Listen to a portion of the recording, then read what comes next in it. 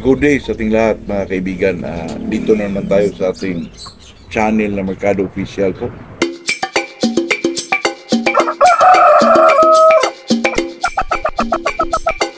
Itong pag-usapan natin ngayon ay napakasimple lang po.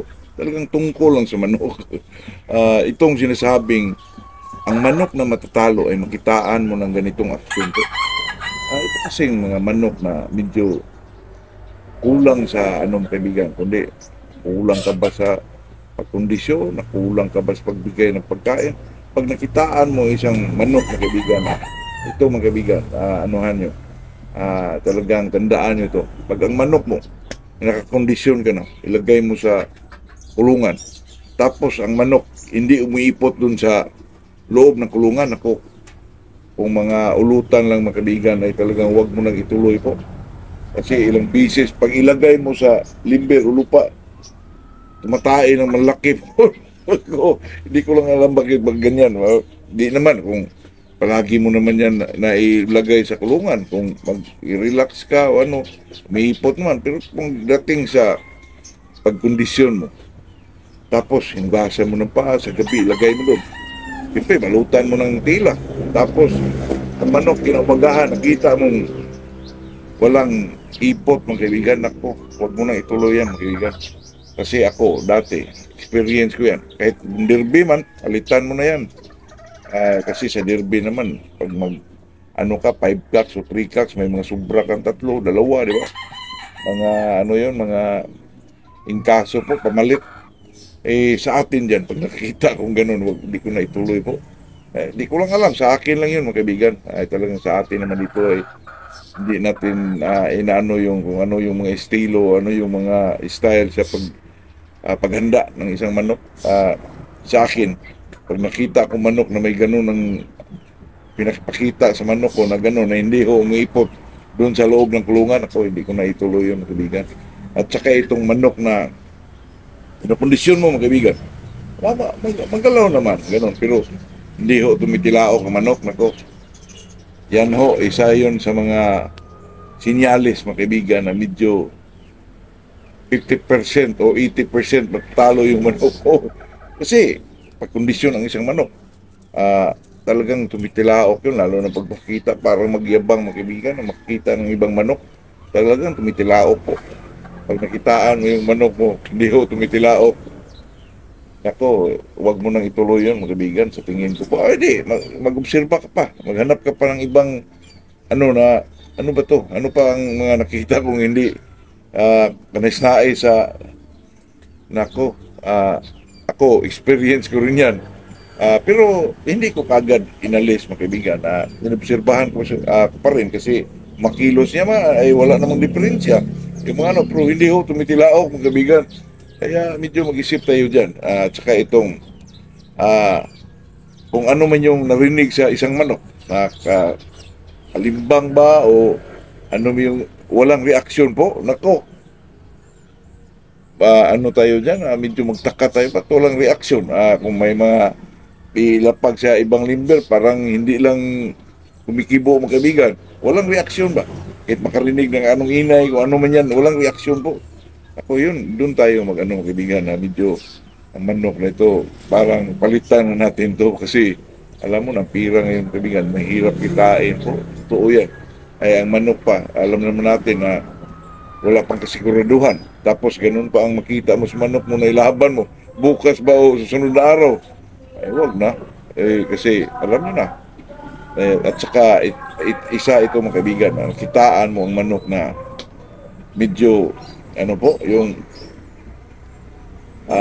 medyo paupok yung liig niya. Parang pag ganun, mga kaibigan, ako, parang may nakapasok na bakterya dyan, mga kaibigan, yung gumaganon yung manok. Pero ano naman, di ba yung parang umupok yung ulo niya, mga kaibigan. Talagang yan ang ano nga yung pagkondisyon isang manok, talagang breast up yan. Totoo yan. At saka, ito, mga kaibigan, pag nakitaan mo kung ano man yung mga nakita mo, kung gusto kong duda ka pa rin, ibangga mo na isang bisis mo, tingnan mo, bangga mo ba? Isang bisis lang, makita mo naman yun, mga kaibigan.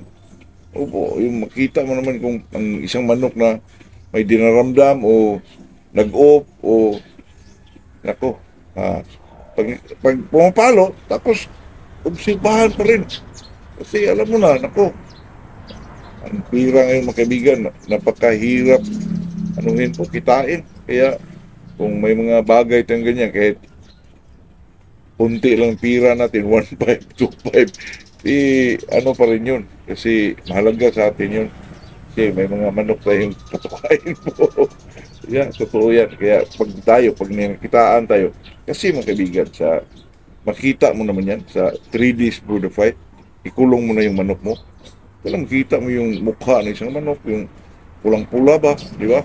Eh kung ano yun, medyo maputla, nako, pagtaka ka na. Alam nyo na, itong pagmamanok kasi talagang obserbasyon po ang pinakasusi dyan. At saka yung manok na medyo talagang walang gana pa, walang, ang iba dyan, makikita mo na talaga yung hindi sila matunawan. May nakapasok na bakterya siguro, kaya sa akin, kung magkondisyon ako dati, mag-feeding ako, talagang mayroong B22 powder, mga kaibigan, iwas sa mga sakit kung ano man yung kasi yung B22, alam naman natin na magkondisyon tayo, may mga manok tayong tatamaan po, pero pag naka B22 ka mga kaibigan, ako, iwas sakit yun during conditioning ang manok mo. Kasi tested ko na yan dati pa po. Kasi itong mga manok mga kaibigan na medyo may nakita kang iba sa kanila, huwag nang ituloy po. Kasi sayang lang yung pinapaguran mo yung ano ka na kasi yung talaga ng manok mga kaibigan, hindi ho biro po. Kailangan tutukan, hindi ho yung okay ito, magaga ng kailangan tutukan mo po. Sayang kasi ang papuntahan mo, ganun din. Laban. Kaya kailangan sisiw pa, parang kinukondisyon mo na po. Pero pagdating ng araw ng nagkondisyon ka, 3 days for the fight, 2 days for the fight, may nakita kang kakaiba na medyo kasira sa kanila, huwag mo na ituloy yung kaibigan. Kasi sayang lang po. Pwede naman, marami pa namang mga araw na kaibigan, pwede naman natin palitan ng ibang manok po. Kasi ang manok, lalo na ito, tandaan nyo po mga kaibigan na pag ang manok, medyo hindi masyado kumikilos mga kaibigan, yung kulang talaga sa maggalaw, huwag nang ituloy po. Kasi ganun din puntahan mga kaibigan, talo. Kaya sa atin dito bilang isang magmamanok, alam nyo naman na pag tayo ay magkondisyon na nakakapagod yun, at saka ng araw, ng oras, tapos ipasubo mo kasi na kondisyon mo na, yan ang pinakamali mo kaibigan. Kahit na kondisyon ng manok na yan, talagang hindi mo ituloy yan, palitan mo po. Kasi ang iba, ituloy na yan, wala yan, ako, sayang ang pira po. Kaya yun lang kaibigan, ito'y usapang magmanok. Parang tip na rin. Kasi mahirap yung pira po. Kaya good morning sa ating lahat, kaibigan.